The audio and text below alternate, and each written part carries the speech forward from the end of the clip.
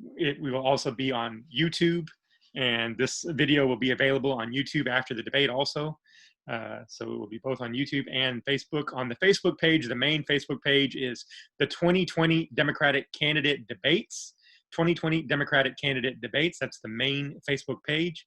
Like I said, we're just giving it a minute or two here while the team gives me the go-ahead. I need the green light from them. They're going to be sharing it to several different pages, and they want to make sure that it's shared on enough pages before we start and get too far underway. So, but welcome, Senator West. We'll give you the formal welcome in just a second, but okay, just be patient with us while the team works and does its magic.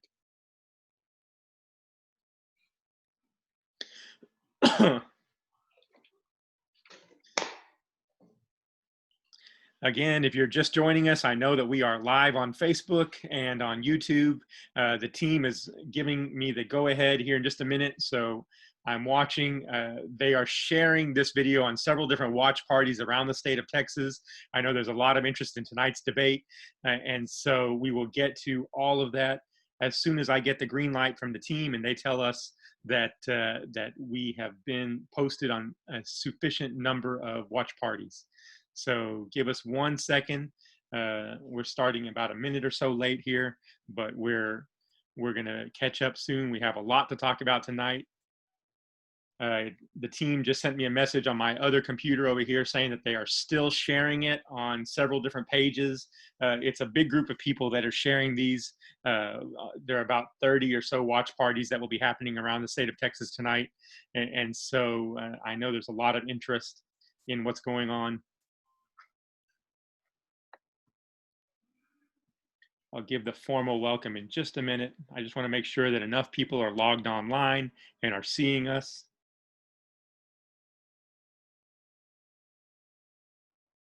Okay, we have a green light. So we are cleared to go. We are starting now. Senator West, thank you for joining us. I think before we get into it, I'm going to go ahead and share my screen and thank a lot of sponsors. So if you'll just bear with me for a minute, there are a lot of people to thank who have been a big part of this whole series for the last month. And so, put it in slideshow view. And of course, we start with our founding members, the Cy-Fair Area Democratic Club, the Cypress Tomball Democrats, the Democratic Club of the Woodlands, the Humble Area Democrats, the Houston Stonewall Democrats, the Kingwood Area Democrats, the Spring Democratic Club, Politics Done Right, with Egberto Willies, our media sponsor, and Blue World View.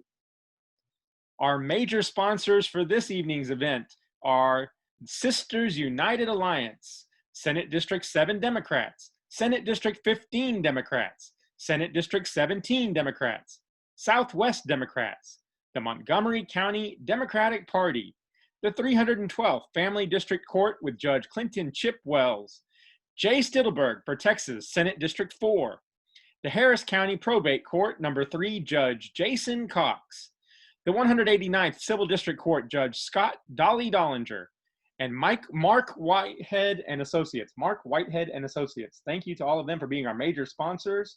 Our clubs and org sponsors, of which there have been many throughout this month, including the Maryland Area Democrats, the Texas Coalitions of Black Democrats, Harris County Chapter, the Diverse A-Leaf Democrats, the Oak Forest Area Democrats, the Energy and Environmental Democrats, the Houston Black American Democrats, the Greater Heights Democratic Club, the Bay Area Democratic Movement, the Houston Stonewall Young Democrats, the Baytown Area Democrats, the Spring Branch Democrats, the Bayou Blue Democrats, the River Oaks Area Democratic Women, the Texas Democratic Women of Harris County Metro, the East Houston Democrats, the Area 5 Democrats, and Democracy for Houston. Also, thanks to our sponsors, Lorena Perez McGill for Texas House District 15, the San Jacinto County Democratic Party, the Bastrop County Democratic Party, the 14th Court of Appeals with Justice Megan Hassan, the 113th Civil District Court with Judge Rabia Collier, and also a very special thank you to our accessibility sponsors, Mike Collier, Texas Certified Public Accountant, the 151st Civil Court Judge Mike Engelhart, the 270th Civil District Court Judge Deidre Davis, the Civil Court at Law number 2 Judge Jim Kovach, the 311th Family District Court Judge Jermaine Tanner. And I would be remiss if I did not thank our committee members that have been behind the scenes, the people that I was just talking about who are sharing this program on so many Facebook pages and places around the internet tonight. Our loyal members, Carolyn Riggs, Donna Bryant, Ellie Porras, Jackie Hazelwood, John Cotter, Philip McNutt, Robin Fulford, and the leader of all, Stephanie Bailey. Thank you to all of that team. They have been my rock behind the scenes. I could not have done this without them, and thank them for their encouragement and all that we've been doing this month. You know, we've had 7 very successful debates. Tonight is our 8th debate. And so hopefully in the future, this group and a bigger group even will continue the idea of debates. There is nothing better for democracy than a good, rigorous debate. Would you agree, Senator? I agree with you wholeheartedly, but I'm trying to figure out, am I debating myself or what? Oh no, oh no. Yes, so we noticed that there's an opponent missing tonight. Well, that happens every once in a while. We put out the invitations for this debate since January, since before the primaries. In fact, the group assembled here, the founding members, put on a debate in January here in Houston at Greens Point. We had almost 500 people live at that debate, and we had 10 of the 12 Democrats running for this position, for the Senate position. One noticeably absent person at that debate was MJ Hager, who again tonight has decided not to come to Harris County to debate and has decided not to be a part of a live debate scenario. So, we can only do the invitations and we can only create the platform, trying to give all of the candidates as much airtime as possible and as much time to be seen in front of our populations as possible and our voters as possible. If they don't want to be here, that's up to them. So tonight we have Senator West, who came in January and did an excellent job in January. I can't wait to hear what he has to say tonight. We'll have a nice conversation with him for the next hour, but then at 8 o'clock tonight, you, the audience, will get to ask your questions. So throughout this hour, if you come up with a question or think of something you'd like to ask, go ahead and go to our Facebook page. The main Facebook page we'd like you to go to is the 2020 Democratic Candidate Debates. Look up 2020 Democratic Candidate Debates on Facebook. Go to the watch party for this video. And under this video, go ahead and post your questions. Like I said, we have a nice team and they're sending me messages throughout the next hour. And at 8 o'clock, we'll start reading your questions from the audience. And so with that, Senator West, I'm gonna say one more thing about debates and the importance of debates, if you'll indulge me. And that is because this whole month, I really haven't said anything about myself, so people aren't really quite sure exactly why I'm the person being this moderator. I am a political consultant by trade, and I was asked by this group to be the moderators for this. I'll tell you, I have high school and college debate experience, and one of the things that I did in high school here in Texas, I went to state during my junior and senior years of high school in debate. And at one of those state debate tournaments, the keynote speaker was none other than Governor Ann Richards. And Ann Richards was telling us that she herself was a high school debater. And she herself qualified to go to the state tournament. And she actually showed us a picture of her winning a trophy at the state tournament in the 1950s. And she believed in the importance of debate and the necessity for candidates to put themselves out there for debates as much and as often as possible. I can tell you that when I see a strong candidate, and I'm not just saying a strong female candidate, when I see a strong candidate of any gender, of any stripe, it's because they are willing to put themselves out there for debates at all levels, not just the big Super Bowl type debates, but the little ones that happen regionally and that are hosted by grassroots activists and people who have a lot of knowledge about politics. So again, that's my little aside, my little story from the past. You've indulged me, and now for the next hour, Senator West, I'd love to hear your stories. So let me start you off by giving you 2 minutes of just a flat out stump speech, opening speech, and then we can have our conversation. So let me just start you. I've got a little timer here. I'll just let you go for 2 minutes, and that way you can welcome the audience yourself. Very much, Jaime. Thank you very much. And I do appreciate having this platform this evening. I had intended to make certain that we had a debate, but it's just me. And so I'm going to take advantage of this. My name is Royce West. I'm a state senator from Dallas. I'm an attorney. I've been an attorney for 40 years. I have offices in Dallas, Houston, and Fort Worth, and I employ probably 15 people.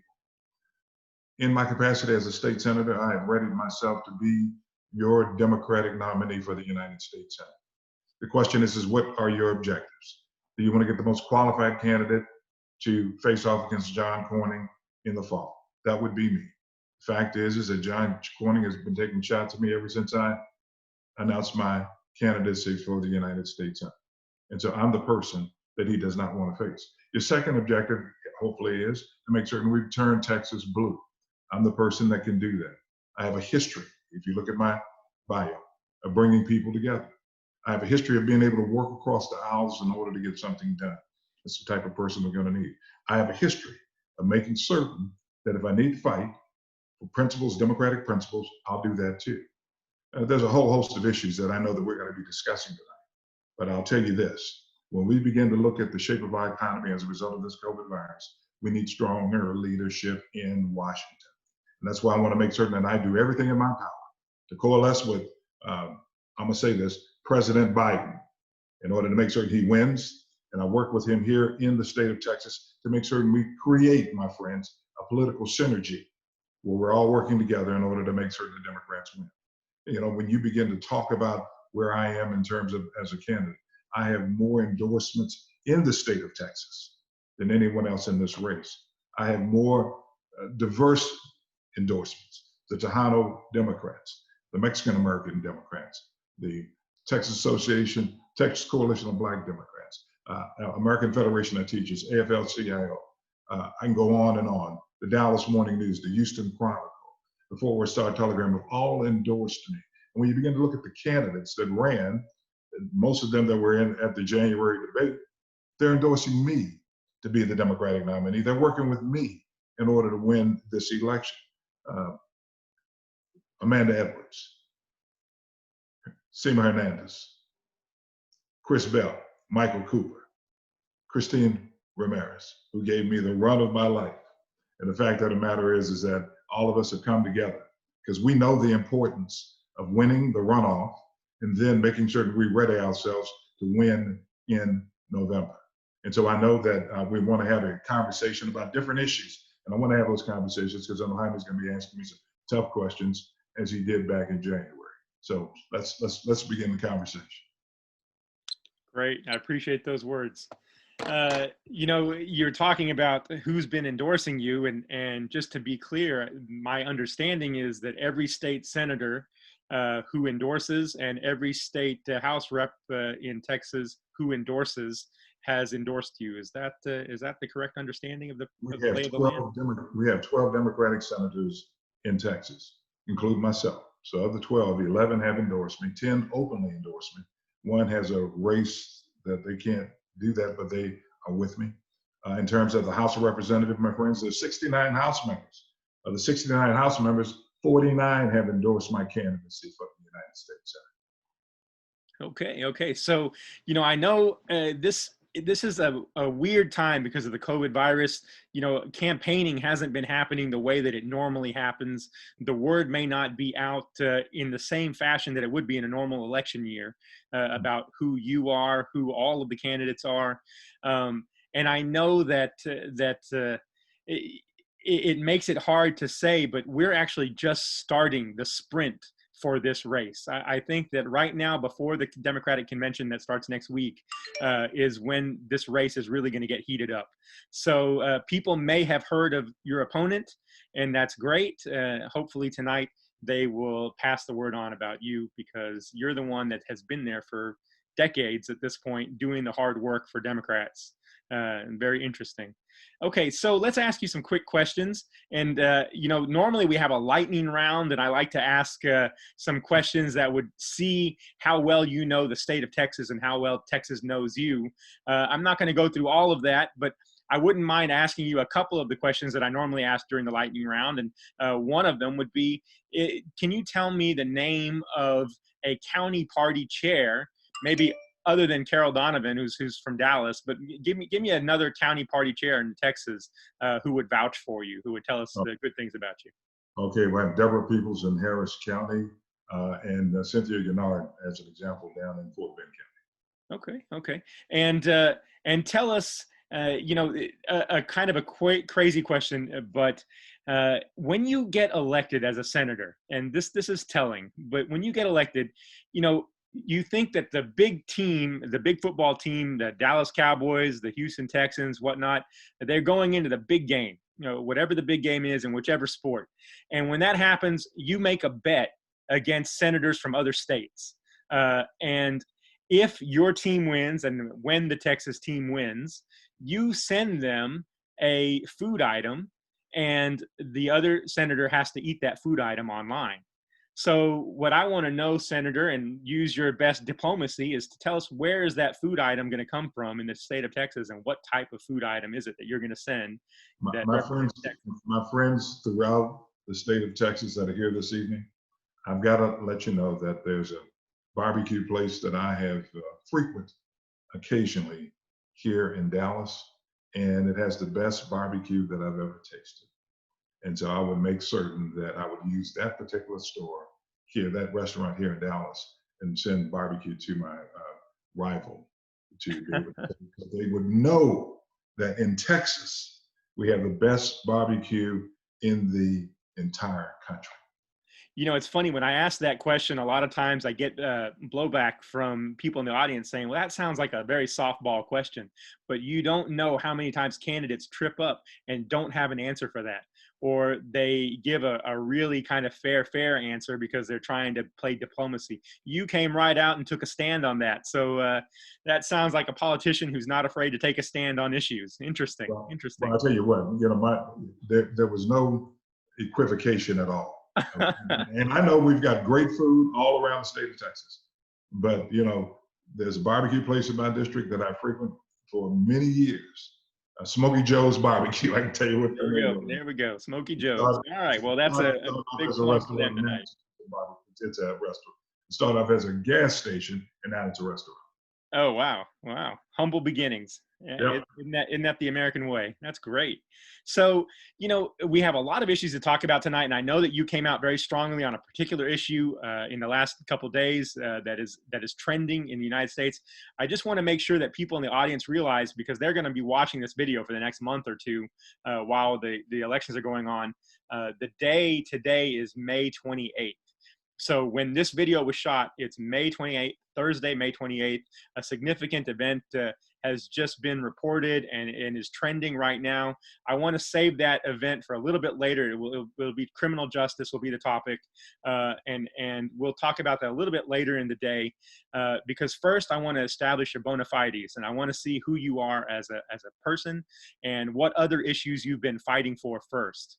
And I know that there are several. So I want to start off with one, and that is environment. The environment in Texas is everything. I mean, our natural resources are our land, and it's the thing that we're most proud of. What are you doing to protect the Texas environment right now in the Senate, and what would you like to do once you move to Washington? Well, I think that you look at the Edward Aquifer down there around the Austin area, and we've been very, very guarded of that aquifer down there, and other aquifers also in the state. When you begin to look at the issues concerning climate change, we've been promoting renewable energy in the state of Texas. I just asked you to go to Lubbock in the Panhandle. You'll see wind farms there. You'll see those wind farms are putting energy into our electric grid system here in Texas. That's part of Royce West's work. I know that when you begin to think about legislation, this past legislative session, I was able to renew a tax incentive bill There were those that were fighting against me to include the fighting against me because I wanted to include wind and solar in there in order to get tax incentives for those types of projects. I was able to fight them off, made certain that we got that in the tax code section 312. Royce West led the charge on that. When you begin to think about moving towards Washington, D.C. and the Capitol, yes, there's a lot of work to be done there. When you begin to look at our water supply, we've got, let me back up a little bit. Texas is an oil and gas industry. We get billions of dollars from the oil and gas industries to do provide a whole host of governmental services. And so I'm very sensitive to that. And obviously, you've got to make certain that we balance trying to change the climate with the economy here in Texas. And so what I think is this. I think that we've got to look at fracking as an example. We don't know what we don't know as it relates to chemicals that are going into, that are being used for fracking. We know about methane, but we don't know about the other chemicals that are going in to the ground that may impact our water system. We know that under Barack Obama that there were moves to make certain that the EPA did in fact begin to understand exactly what was going in. And so we've got to make certain that the EPA is staffed properly. We've got to make certain that some of the regulations that Trump has rolled back, that we re-engage those regulations at the EPA. And we've got to make certain we put a moratorium on fracking until we know what chemicals are going into the ground and what impact that has on our water system. And yes, we've got to look towards 2050 in terms of zero emissions, greenhouse emissions. We know about methane. We know about carbon dioxide and the impact it's having. You know, one of the pictures that I want to paint in the minds of all of us that are on here tonight is India. You recalled all of the haze in the air there in India until this virus took place. And then you go back and finally you had blue skies in India, in parts of India. So we've got to make certain that we protect our environment.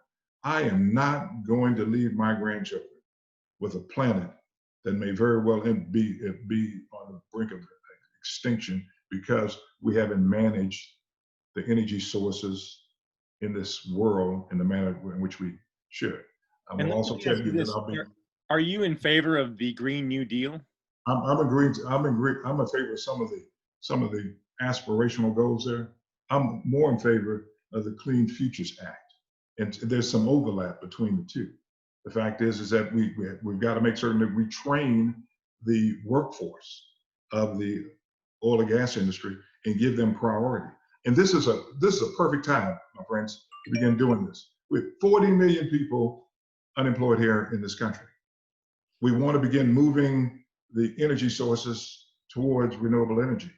And so what we need to do is make certain that those persons that are unemployed, that many of them are in the oil and gas industry, that we give them priority in terms of training and also those jobs in that particular industry.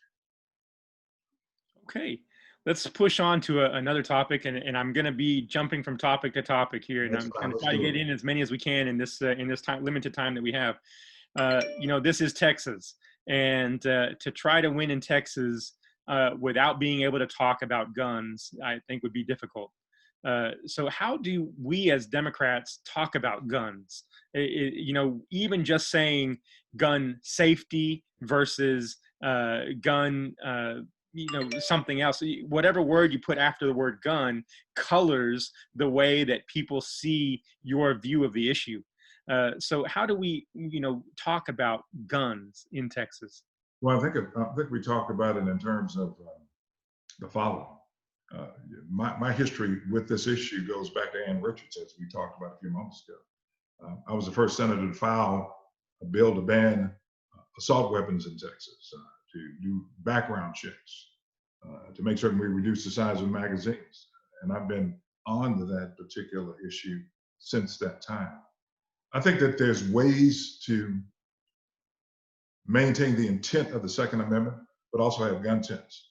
When you begin to look at people in the state of Texas now, more and more are recognizing that assault weapons need to be banned.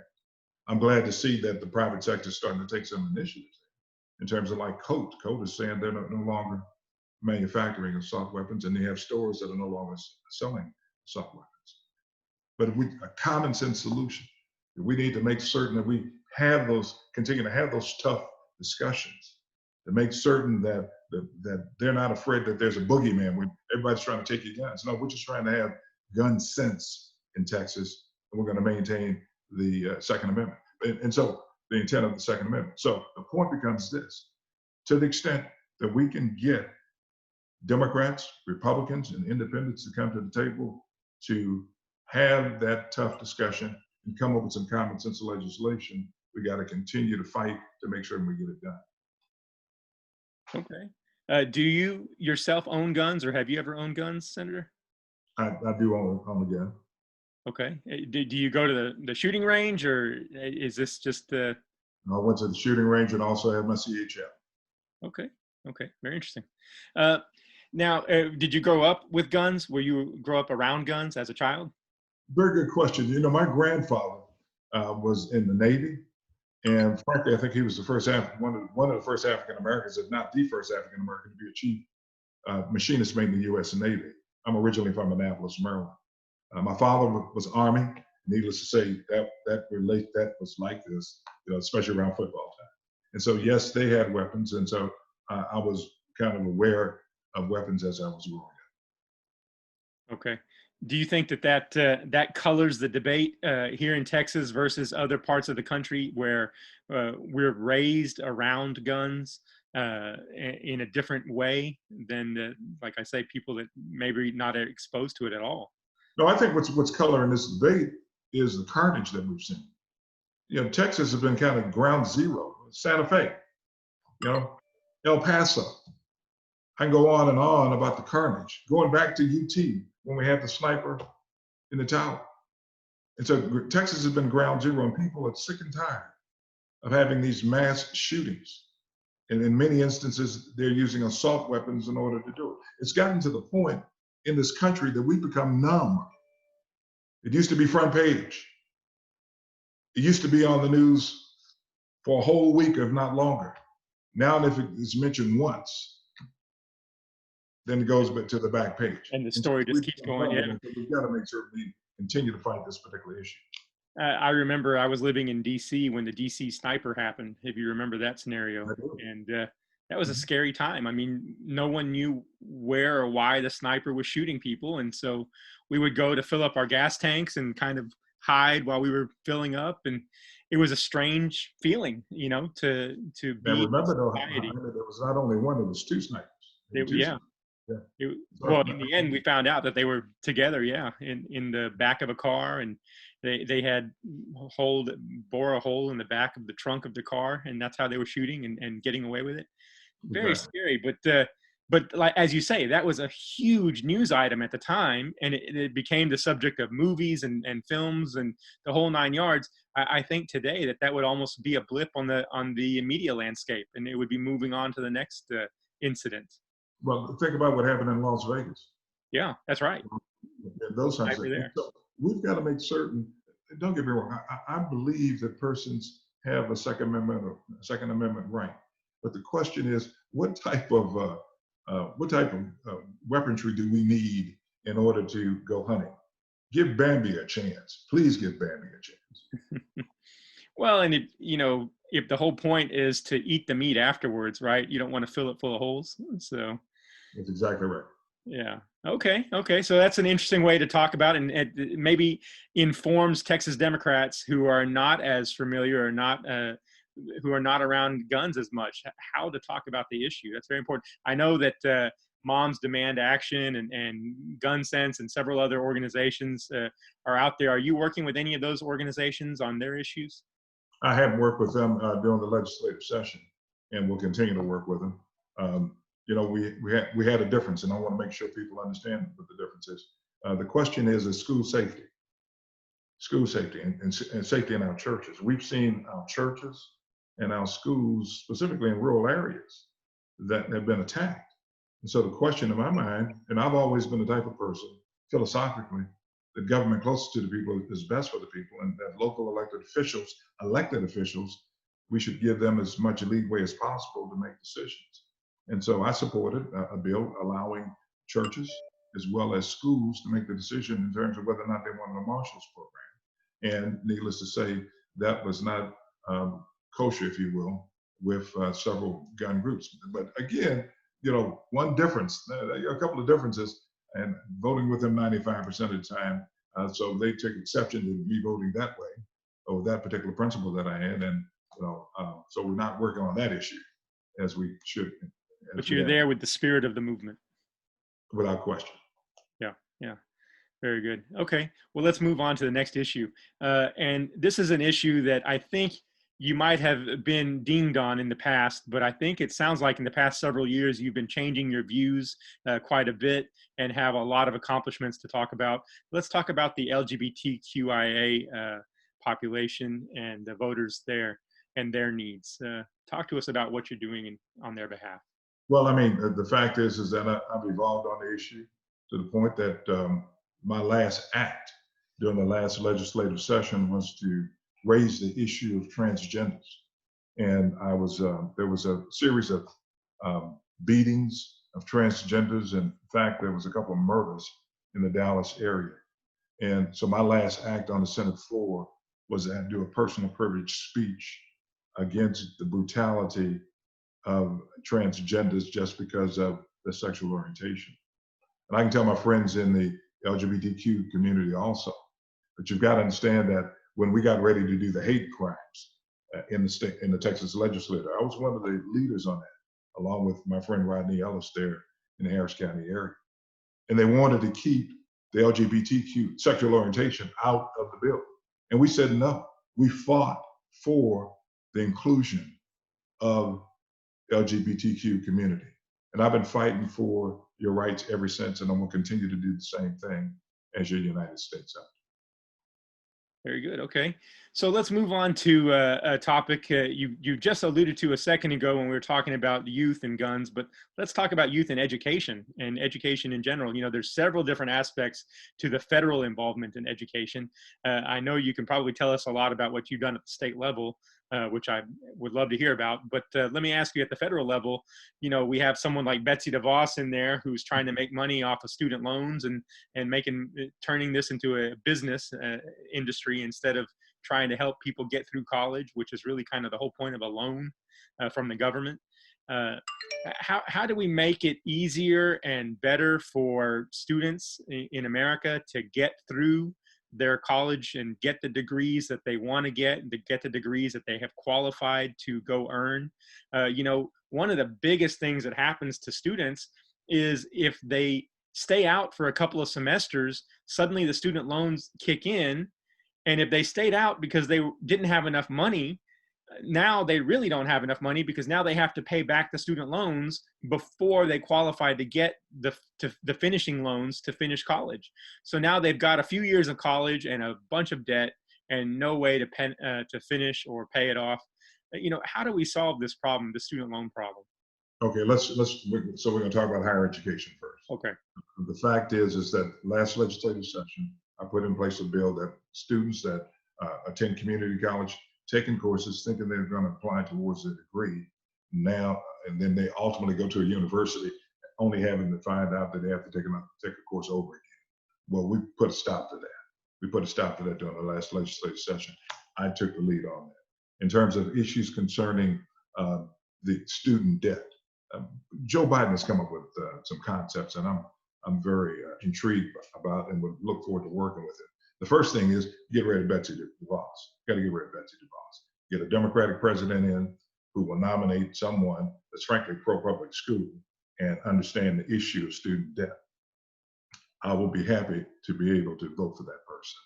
In terms of the issue of student debt itself, Biden has come up with a concept that if someone graduates from college and they're making less than $25,000 a year, then that loan will be forgiven. If someone is making over $25,000, up to I think of $125,000, then only 5% of their discretionary income would be utilized in order to pay back any interest or principal on that particular debt. And then after 20 years, it would be forgiven and would not be counted towards a gift or an asset on your income tax. And again, his whole goal is that anyone under making out $125,000 ultimately would have forgiveness of their debt. I think also, given what we're doing in the 21st century, we've got to rethink public education. And I think that we should have 14 years of public education, subsidized public education for students, because that's kind of where we are. You got to at least have an associate's degree to be really able to function in the manner which you should that you should be able to do here in this country.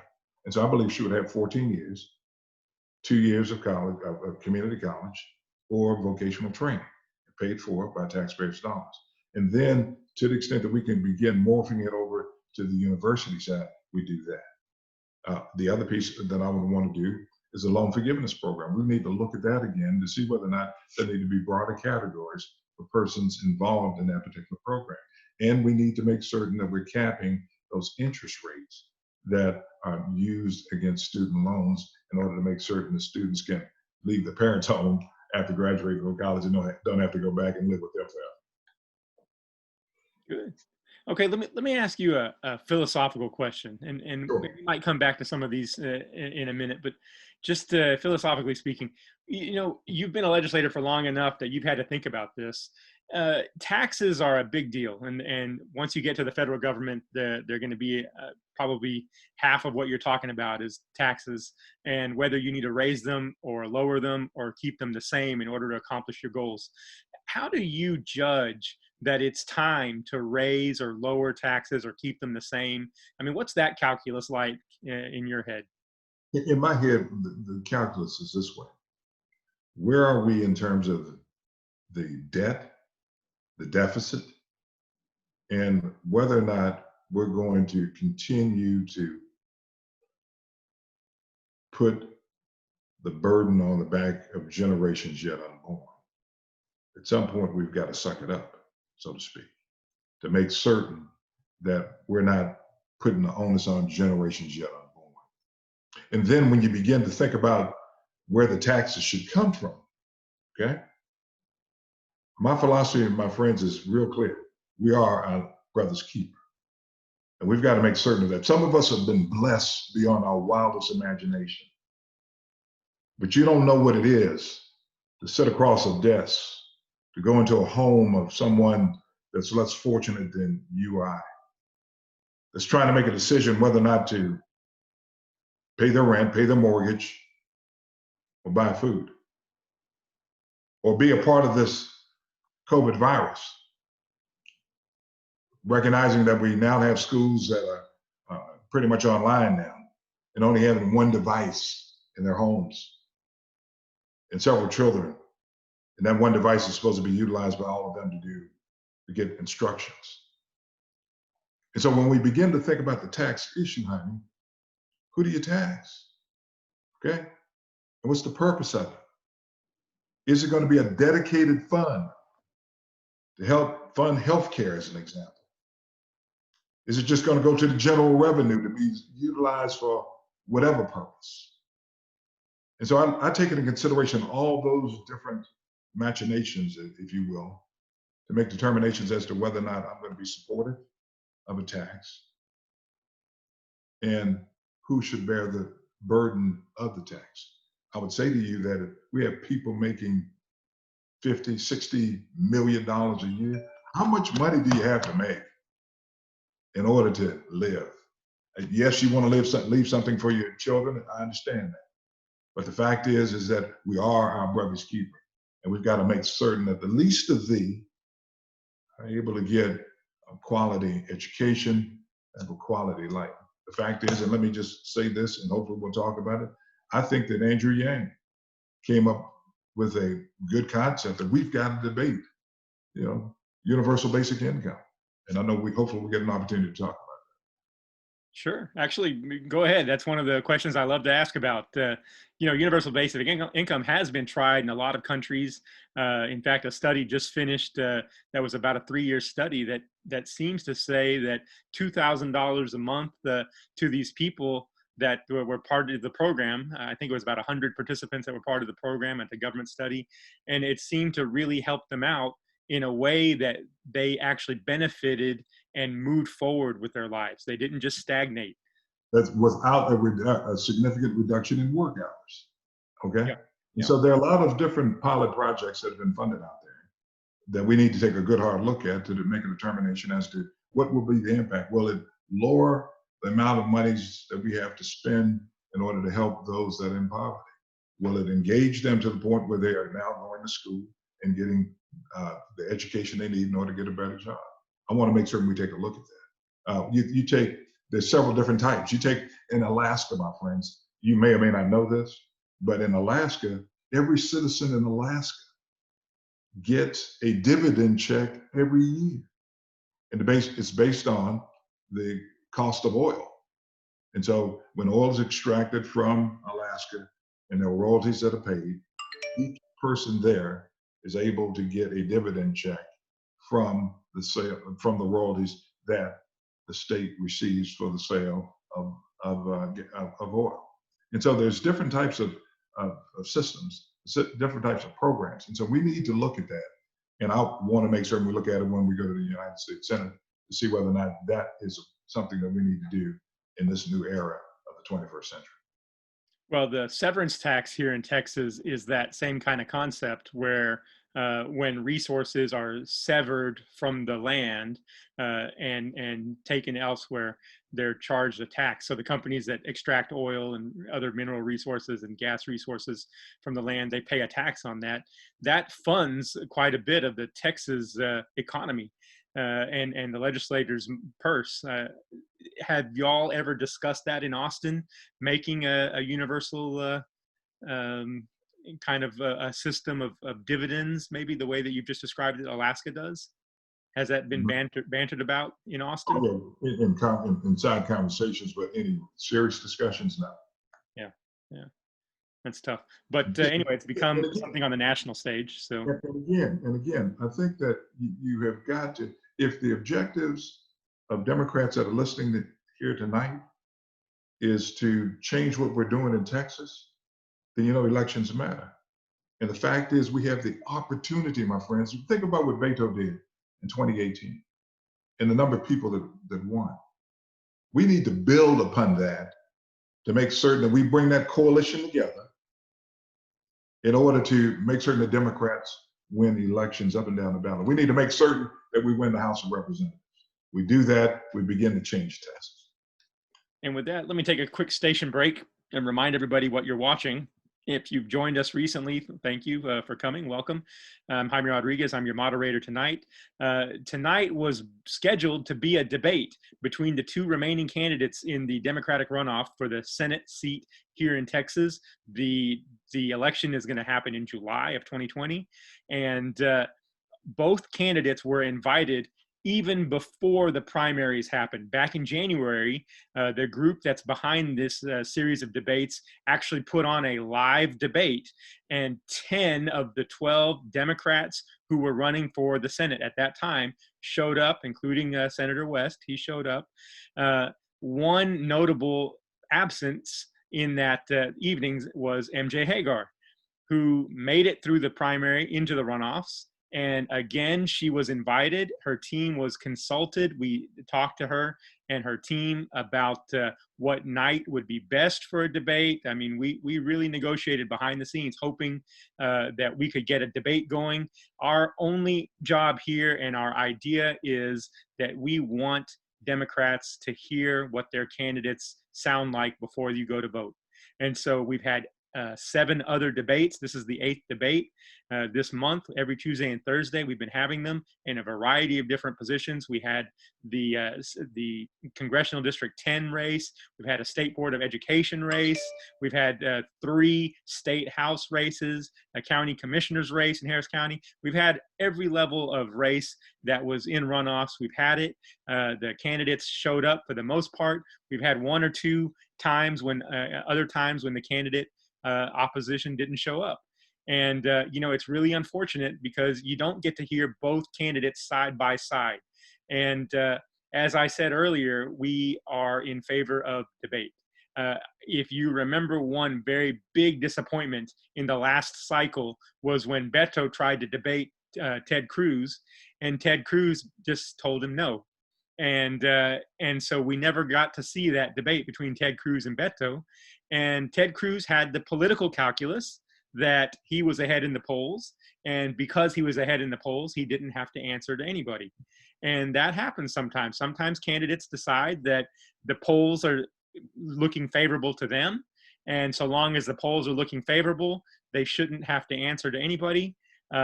We who are putting on this series of debates don't believe that way. We believe that every candidate should always have to debate. You should have to debate in the little debates as well as the big debates. You should have to debate in a state like Texas. You should be debating in every region of Texas. At the very least, there are 5 regions of Texas. There are 23 media markets in Texas. Honestly, there should be 23 debates with people in each media market setting up those debates. But here we are. This is a debate. The people were invited. Senator West is with us tonight. We'll continue. You will get the opportunity to ask him questions, and I've seen several questions coming through already. Our team is sending them to me now.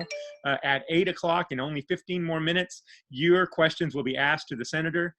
In the meantime, let me push forward and ask him a few more questions that I'd like to ask him. Senator, let me ask you another philosophical question along the same lines. Regulation is a big part of what it is to be a legislator. You're imposing your will on companies, and either in defense of the people or vice versa. How do you know when you've got too much regulation or not enough regulation, or the regulation's just fine? Well, first of all, we don't impose our will in terms of the regulations. Okay, we write the law, and then the executive branch of government puts in place the regulations after quote unquote public discussion of it. What I do recognize is this. There's some instances where you've got to make certain that business, let's talk business for a second. We need to make certain that our economy is such where businesses have an opportunity to operate, make a profit, but not gouge consumers and not take advantage of workers. The fact is, I think that we should have at least a $15 minimum wage. We have the Minimum Wage Act that was passed back in 1928. The minimum wage in Texas is $7.25. Who can live off of that type of money? You can't, nor I. And so we need to make sure we take care of that. And so in terms of the regulations of business, we got to make certain they can make a profit, but when they make that profit, that they are accountable to not only their shareholders, but to their workers and also to consumers. And so the legislative branch of government makes laws, but the executive branch of government makes regulations. That's why it is so important that we have a Democrat in the White House. Look at the EPA. You talk about regulations. Look at the EPA. What did Trump do? Every regulation we tried to put in place in the Environmental Protection Agency stripped out by Trump because he's in the executive branch of government. The number of people that we had to be watchdogs, monitoring what was going on with businesses that were being regulated by that economy. Budget was cut. And that's how that works.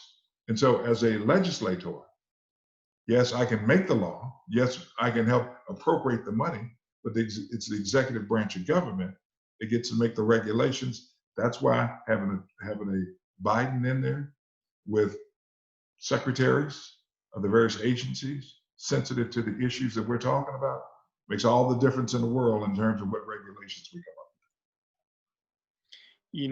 up One of the points that you were talking about there, when you're talking about the exploitation of workers, let's talk about immigration for a second and switch topics. Immigration has many different aspects to it. We are a border state, so tell us what you've been doing on the issue of immigration, how you would like to see us go. What does a fair immigration system even look like? with. A fair immigration system looks as follows. When you begin to think about we have to do comprehensive, you've heard this several times. We've got to do comprehensive immigration reform. We've got to do that, okay? If you have a Democratic Senate and a Democratic House and Democratic President, we get it done, okay? You think about the number of people that are still waiting in line, most of them no longer in Texas, but the fact is they're still waiting in line. We only have about, I think, 500 judges with a backlog that frankly could last for years. We need to beef up the number of judges that we have for the administrative system in order to do those hearings. We've got to make certain that those young people in the DACA program have a pathway to citizenship. As a senator, I can tell you now that when students at DACA came before the Higher Education Committee and complaining, rightfully so, about what were they to do. They can get an education, but they can't get a job, okay? And you know what I told a couple of them? I said, come work in my office, all right? And I had them come work in my office, intern in my office for a few months to help me understand better what needed to be done as relates to their plight in America. And I've been working, you look at my record on immigration issues that the state of Texas has control over. I've been on the right side of those immigration issues. And I assure you that we're not going to have kids no longer being separated from their families, being placed in cages in the United States of America, my friends. Did you ever think that we would live to have a president that would sanction that type of conduct and behavior of agencies responsible for border-related issues?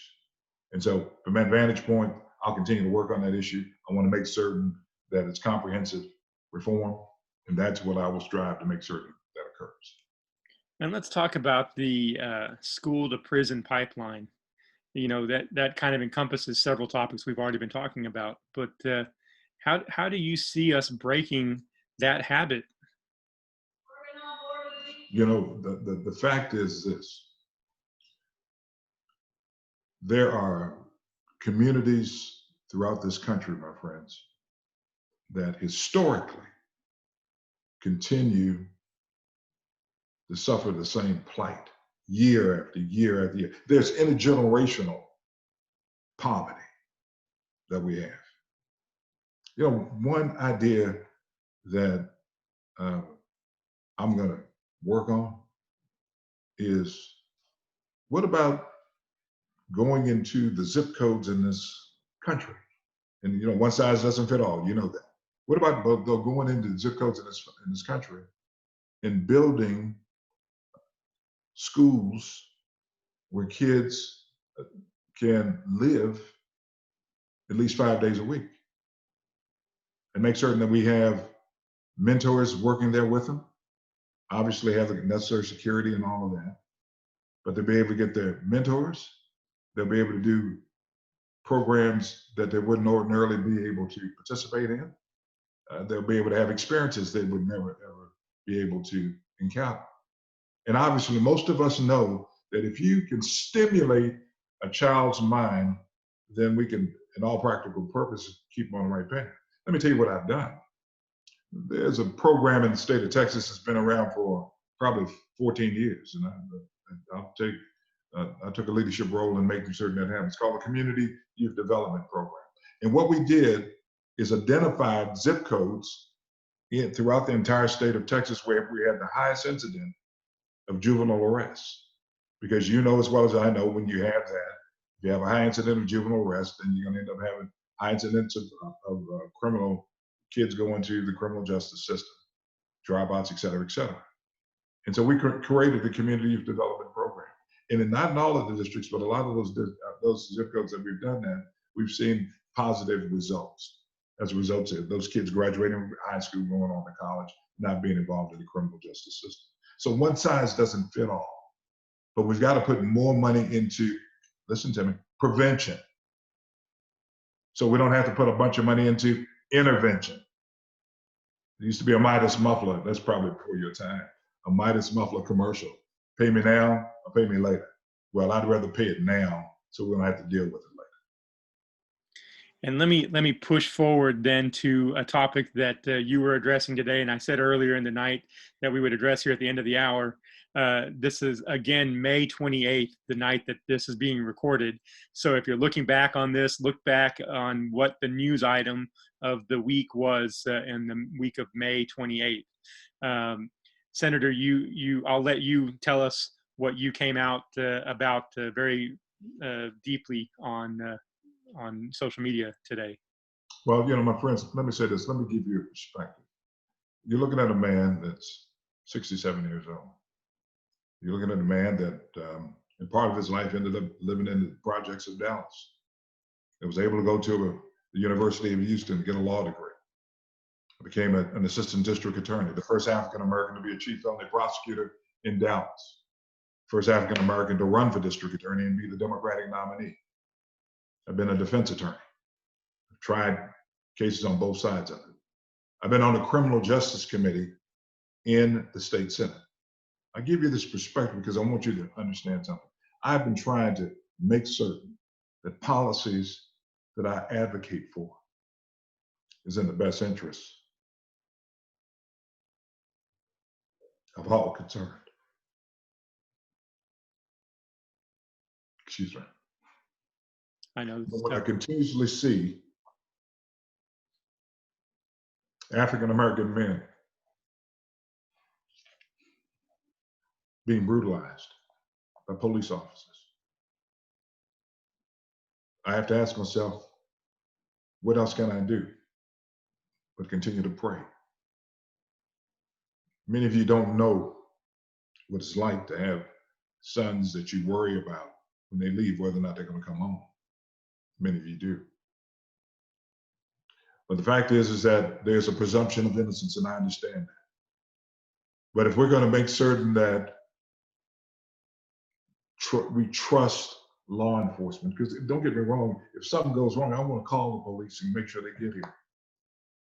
But I also want to make certain we hold them accountable, those few that would abuse the privilege that we've given them. And in this instance, there's probable cause to arrest those police officers for what they did there and allow the criminal justice system to move forward to make a determination as to whether or not they should be convicted of murder. I ask you to look at that officer who had his knee on George Floyd's neck. Look at his left leg. You can see that he was exerting more pressure on the man's neck. For what reason? He was resisting arrest? How's a man resisting arrest on the ground in handcuffs? How does a jogger be chased down in 2020 by vigilantes, end up dead? And then the prosecution there allows it to linger and ultimately recuse themselves. That's what we're dealing with. How does an Anglo female in Central Park who has a dog off the leash in an area where dogs were supposed to be on a leash, when asked by an African American man to put the dog back on the leash, she decides to weaponize race by calling the police, saying that he was trying to kill her. You remember Emmett Till? That's the same thing that happened here. So it's been happening for far too long. It's going to be up to us to make certain that we reconcile that and come up with solutions in order to deal with them on a national level. We can start the conversations. Well, I shouldn't say start the conversations. We can take the actions here in the state of Texas because it's been happening far too long here in the state of Texas also. And the way that you do that, I'm talking about it, let's make certain that we elect prosecutors that are fair, that'll make certain that if there are issues concerning law enforcement, they'll treat them just like any other issues. So we've got to elect prosecutors that are fair. We've got to make certain that they're police chiefs, city councils that are fair. Because put yourself in my shoes.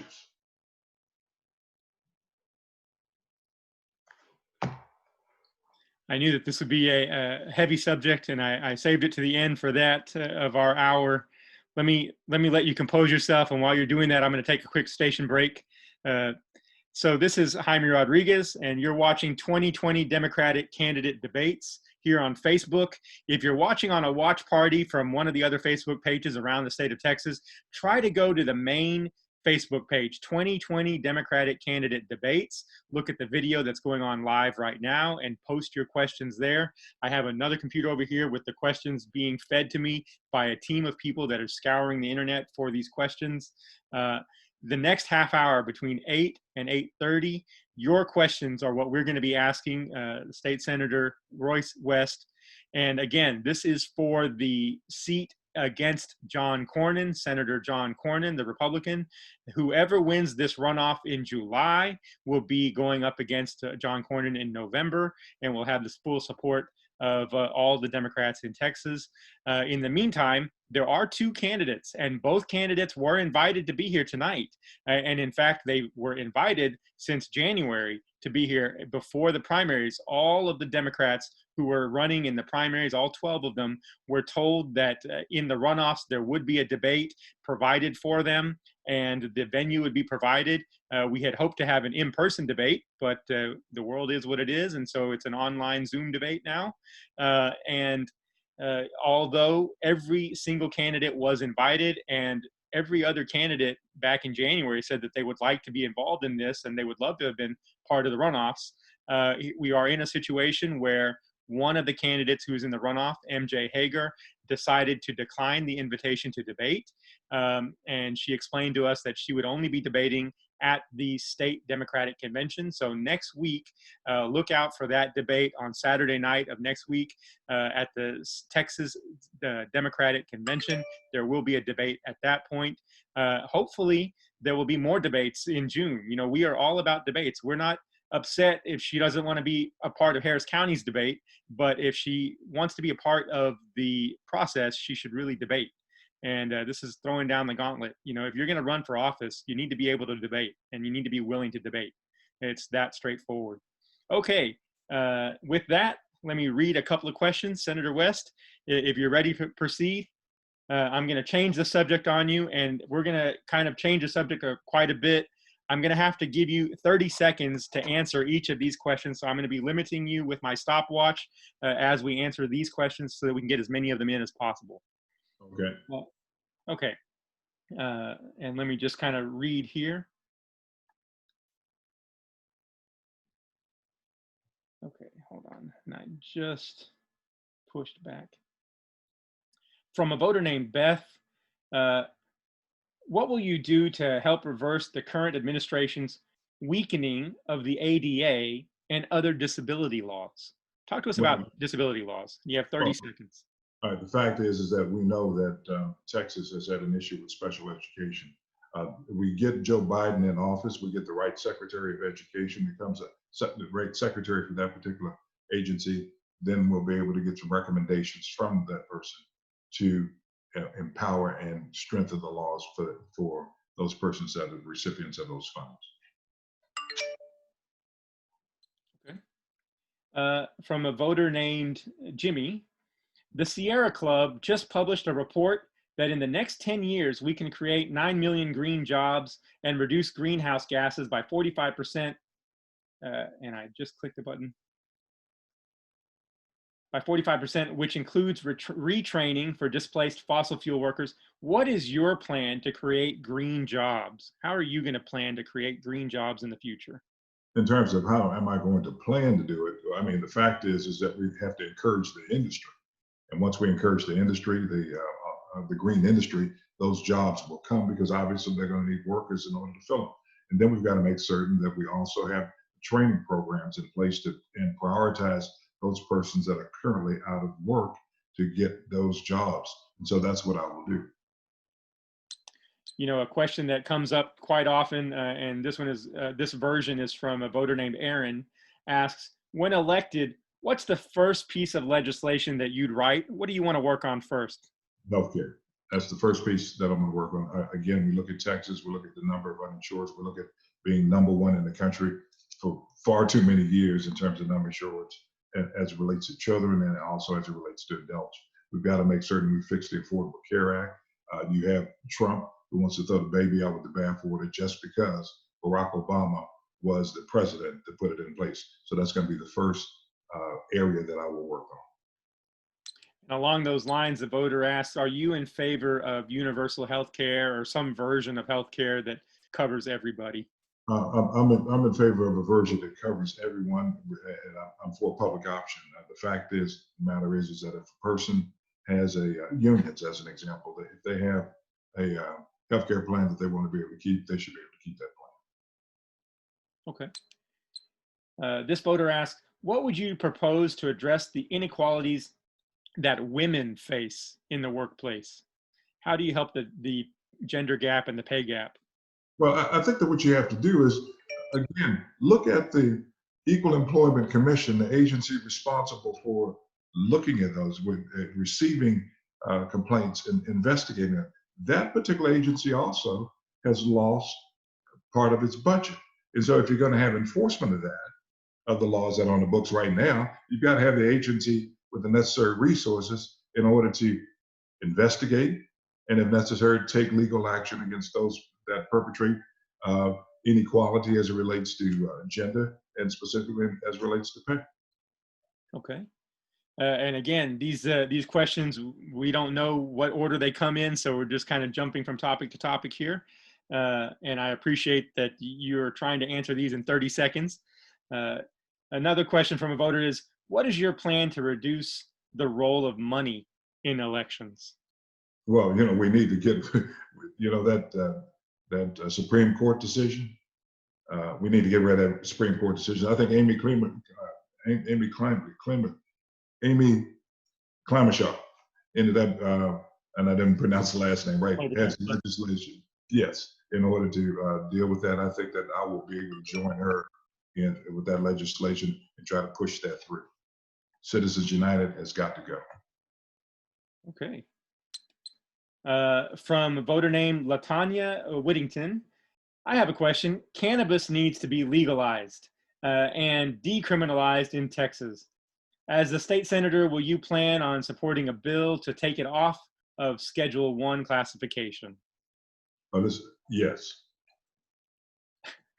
That's an easy yes. Okay. Yeah, I mean, because the fact is that I filed a bill in the Texas Senate, did not get a hearing on it. We need to legalize it. We don't need to have a bunch of our citizens that smoking marijuana in our jails and our penitentiaries. We need to have hardened criminals there. And then are you in favor then of going back and looking at people's records and expunging the records?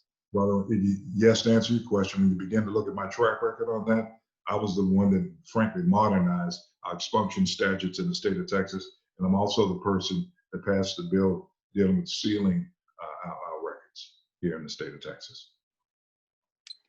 Okay, this voter asks, for-profit prisons are a big business. What are your thoughts on continuing to spend taxpayer dollars on for-profit prisons? We need to close those for-profit prisons. Okay. Now, the fact is we had several of them here in the state of Texas, and there may still be a couple here, but we moved towards closing those prisons and utilizing what we currently have. We don't need to put profit into maintaining prisons. This is what happens. If you put that profit in it, then you've got to keep it at you've got to guarantee, quote unquote, a certain amount of persons that will be there in that prison in order to make it profitable. And so it shouldn't be an issue of profit. It should be an issue of whether or not that person really believes should be confined in a penitentiary. What economic policy do we have for rebuilding minority neighborhoods? You know, in terms of the economic policy, you have different types of, well, it used to be HUD through the community block grants. Of course, there's been some cuts on that, so that's been used. In terms of issues concerning minority businesses being able to participate in government procurement programs, I've led the charge in the state of Texas to make certain that women-owned businesses and minority-owned businesses were able to get a part of the procurement opportunities in the state of Texas. It's called the HUB program. And yes, we have the similar type of programs, women and minority-owned businesses programs in federal government. I'll make certain I continue to be a watchdog on that. And we've got to make certain that the private sector continues to, that we incentivize them to continue to use businesses, mentor those businesses, and partner with those businesses on a joint venture basis. Ask Margot Posey, as the head of the Dallas-Fort Worth Minority Business Council, what I've been able to do. Over $26 million I've been able to help get to minority businesses and women-owned businesses that are part of that organization network. Okay. And along those lines, how do you propose to deal with food deserts in Texas and all over the country? Well, you know, we've got to make certain, well, let's back up. We've got to make certain, number one, that our food banks are in good shape. We've seen all of the lines where people no longer have the wherewithal to purchase food. We've got to make certain that we make sure that they're okay. In terms of food deserts, do what we've been doing, making certain that we work with the local units of government to incentivize businesses going into a particular area.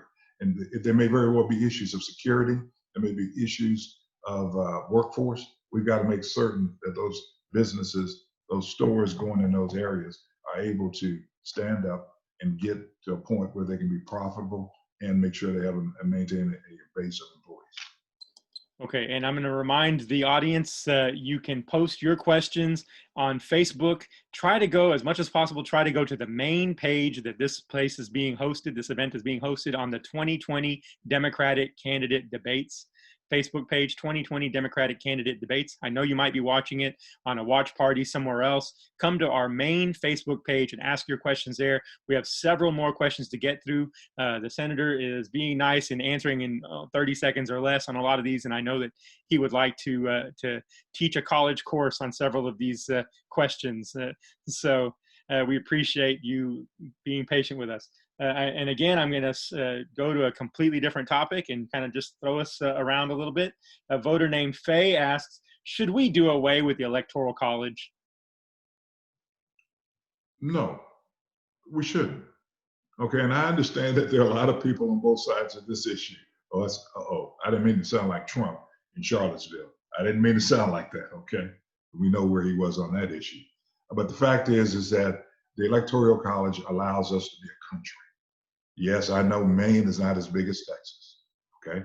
And I know Rhode Island isn't as big as California.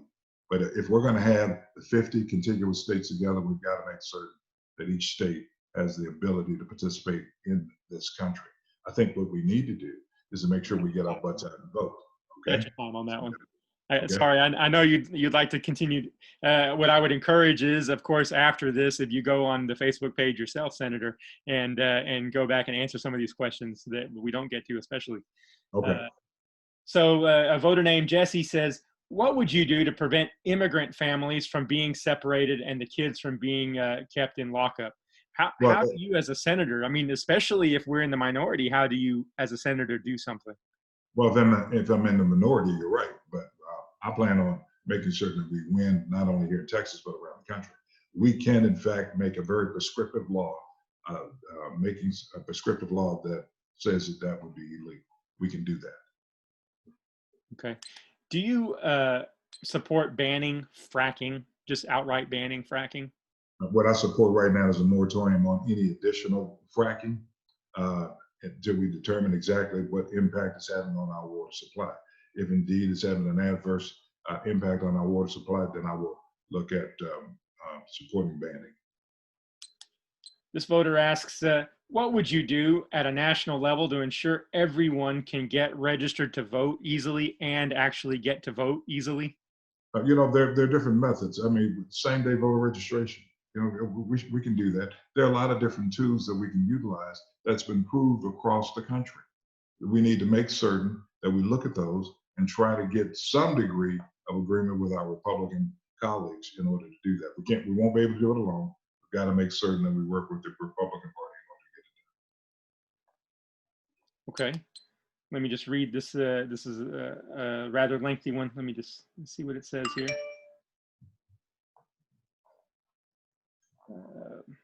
Sorry, just trying to catch up. Let me summarize. What's your plan to recover from the economic challenges that we're facing because of COVID-19? I mean, we're going to have a budget shortfall. We're going to have all sorts of craziness in the next legislative session. Next year, you're going to have a headache. What's your plan of action for recovery? Well, first of all, I want to make certain that we provide for those persons that are unemployed. We've got to do that. And if that means that we need to have additional stimulus packages, we need to do it. We've got to be able to prioritize what we're going to do first. We've got to stabilize our economy. We've got to make certain persons are able to work. If we need to put more money into those types of programs, then that's what we need to do. We need to make certain that people aren't evicted. The Texas Supreme Court is now allowing evictions. Counties are working to make certain people aren't thrown out of their homes. So we've got to make certain that there's a safety net for persons. There are persons now, my friends, that have never been in this type of situation, and they now understand the plight of other persons. Hopefully they'll join with us, select persons that will be sensitive to that issue. I will be sensitive to that issue. Number one priority, let's make sure the safety net's in place. Okay. This citizen, this voter has an interesting question. She says, with most senior citizens on fixed incomes, should senior citizens, maybe above the age 75 or something, have to pay taxes? Should citizens have to pay taxes after a certain age? I mean, they're not going to be income generating citizens any longer. Conceptually, conceptually it sounds like it sounds. I hadn't actually thought about it before, but conceptually it's something that I would seriously look at. I mean, we're talking about universal basic income. Why not no taxes for senior citizens? That's exactly right. That's the reason I said conceptually I'm okay with it. I need to look at it. I can't just make a knee-jerk decision here on the. I'm telling you, one of the great benefits of going to debates is that you get some really great ideas from the audience. So that's exactly right. I will be exploring that, though. Okay. Next voter asks, concerning the issue with police brutality. So they want to go back to that issue for a second. What are your thoughts on police body cams? Well, the fact is that I told you what my background is. It was Royce West that led the charge on body cameras here in the state of Texas. The fact is, the first generation was dash cameras, and when I was able to put together a coalition of Democrats and Republicans, I will tell you, I was called everything except a child of God. But once law enforcement got those dash cameras in, they recognized it was benefiting them, also citizens. Body cameras the same way. And so I think that the Department of Justice, we need to make certain that all states require body cameras. And now the technology is such, they're digital, so the storage issue isn't as great as it used to be. So I've been a leader in that area. I'll be a leader in that area when I'm in the U.S. Okay, this voter points out that we didn't really talk too much about international issues. So they want to ask you a big international one, the Iran nuclear deal. Are you in favor of getting back into that? How do we deal with the world in that? Well, yes, I am in favor of getting back into it if we can get back into it. I'm in favor of getting back into the Paris Accord because we need there are certain global issues that America must lead on or be a partner in terms of issue concerning nuclear proliferation in countries that have the ability to get nuclear weapons. We need to make certain, to the extent that we can, that we continue to keep them in check, to make certain that the chances of a worldwide nuclear race or a nuclear war is reduced. And my friends, don't misunderstand me, that we now have, frankly, weaponized space. That's happening. It's happening during our lifetime. And so we've got to make certain we continue to look at that also to make sure we can continue to protect the interests of our country. Your answers bring up questions that I'd love to ask, but I'm going to stick to the script here. The voters have questions, so let me ask you another one that they have. What you're as a senator, you're going to be voting on the next Supreme Court justices, confirming them. What will you do to ensure that we don't overturn Roe versus Wade and other big important progressive issues? I'll make certain that whomever is number one, we've got to elect Joe Biden. Okay? That's what I'm going to do to ensure that we don't have a Supreme Court justice that will overturn Roe versus Wade. Now, the fact is, if Trump gets another one, Ruth Bader Ginsburg, bless her heart. And all of us know why. Okay? So we get a Democratic president, he will make certain that the person he sends to the Senate is not the type of person that would have the propensity or inclination, I should say, to overturn Roe versus Wade. Okay. This question asks, let's see, this is another long one. Many states are threatening to pass laws disallowing doctors to treat trans children with hormone blockers, which goes against every professional medical association in the US. What is your position to protect the children from this treatment? And that's the way the question ends. I don't understand the question, man. Let me reread the question because I kind of read it in a very choppy style. I apologize. Many states are threatening to pass laws disallowing doctors to treat trans children with hormone blockers. So they don't want doctors to be treating children to help them with their transition. What is your thought on transgender children and doctors treating children who would like to transition?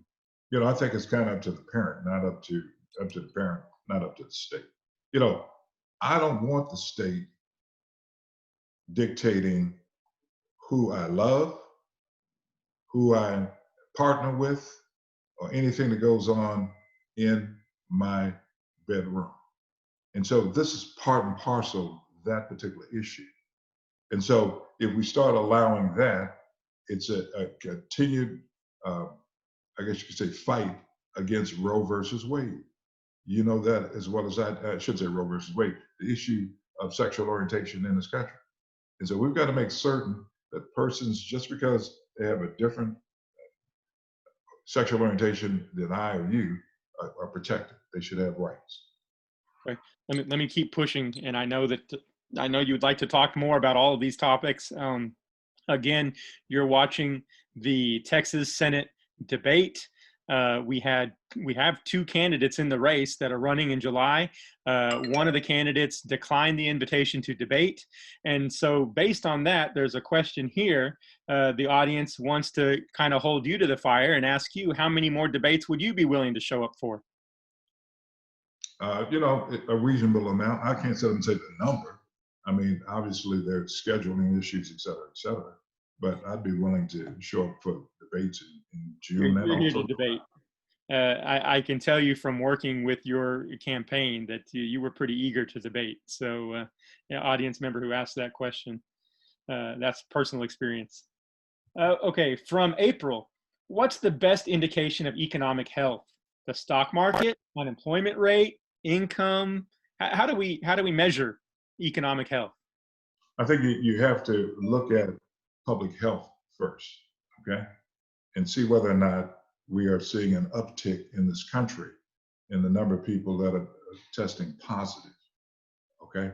Because again, we don't know whether or not we're going to have a second epidemic in this country, a pandemic in this country. And so, yes, we've seen gains in the stock market, but just as fast as the market has gone up, if we continue to see increased number of cases, hospitalizations, and death, guess what, my friends? The worst will be yet to come. Okay. A voter named Jeff asks, he wants to go to international issues again.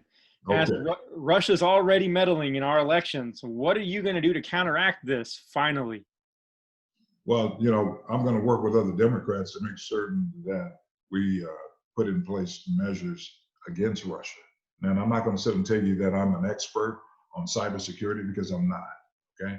But what I can tell you is that working with those persons that we know are trusted in our national security and getting their recommendations, vetting those recommendations and putting them in place is what I'll do. Well, and as they say, a great way to defeat cybersecurity threats at the polling is to allow mail-in ballots. What are you going to do to help us have mail-in ballots? Well, I'm going to help try to change the Texas Supreme Court, number one, and also try to change the law on a national basis. The fact is that yes, I was disappointed in that ruling. Hopefully, we'll get some relief in the federal courts, but I'm not holding out for that. So we've got to make certain that we turn out to vote. Again, early voting, make sure we do the social distancing and things of that nature, and let's get out to vote. So this voter, it turns us back to an issue again. Should NFL players be banned for kneeling during the national anthem? Or No, for that matter, any sports or athlete be banned for kneeling? no, no. If that's what they want to do, they should be able to do it. And how do we as a country incentivize these sports franchises to allow that to happen? I don't know that we can incentivize them at all. The question is whether or not we should even be getting into that. The fact is that there's a contractual relationship between them and their players. But if for some reason a player wants to be able to express their constitutional rights to be able to protest something, then if they want to kneel, then allow them to kneel. Okay. How changing topics again? Wildly changing topics. I apologize. Oh, and it just jumped on me. I'm getting a thread here, and the thread gets copied and pasted. So let's see. Oh, and some of these are long. From Tony, how can we hold social media accountable for allowing misinformation to spread? That's a big news item today. With Facebook saying that they don't want to hold anybody accountable, and Twitter saying that they do want to hold people accountable. Or should social media even be part of the conversation? Thank you for that question. I don't know yet. Okay, I know that we're going to have to deal with that issue. I mean, if people put lies out and it's a lie from a social media platform, do you have a responsibility of making certain that you do fact check? It's a First Amendment issue. And I don't know the answer to the question. I really don't. But I'm going to be more than interested to hear what some of the professors that deal with constitutional law, specifically First Amendment, some of their recommendations on how we go about looking at that issue. It's an issue that we're going to have to look at and resolve. Well, we used to have something called the Fairness Doctrine. And after the Fairness Doctrine was taken away, Fox News came into play. And it basically says that you have to tell the truth when you're on television. Fox News now goes to court often claiming that they are simply entertainment, and so that they don't have to fall under the truth serum. Do we need the Fairness Doctrine back? We need to definitely begin looking at that Fairness Doctrine again and trying to bring it back. Because there's so many different ways that people get their information now, okay? And obviously what ends up happening, depending upon what your perspective is, you may very well be on Fox, CNN, MSNBC, or any other news channel in order to get your information. The question is making certain that whatever perspective is being presented, it's a fair and balanced perspective. And with that, we are out of time. What we have left is 2 minutes for you to give a nice closing statement on your own. I appreciate, again, that you've been here. I'll sign off after you talk, but for now, let's give you 2 minutes of uninterrupted time. Well, thank you very much. I appreciate being here, and I appreciate you being a part of this and staying an hour and a half listening to my responses to some well thought out questions. If we want to win, if we really want to win in terms of this fall, I should be at the top of the table. Why? Because I'm going to be able to bring the entire Democratic Party together. I've demonstrated that, my friends, by getting the endorsements of the groups that I mentioned to you earlier on. The Tejano Democrats, Mexican American Democrats, Texas Coalition of Black Democrats, the Black Women's PAC in the state, and all of the American Federation of Teachers and all those organizations. We have an opportunity here now to make history. Let's not blow it. The work of Beto O'Rourke, and then taking it to the next level. The day after the election, I'm going to be with Beto. We're going to be looking at exactly what we need to do in order to go around the state and further energize the base. I'll be working with Joe Biden and all of my Democratic senators and House members and mayors. Just get there in the Houston area. I was endorsed by Sylvester Turner. When you begin to look at down in the Austin area, I was endorsed by then Senator Kirk Watson, Celia Israel, Cheryl Cole. In the Bexar County area, I've been endorsed by Jose Menendez, Barbara Hawkins.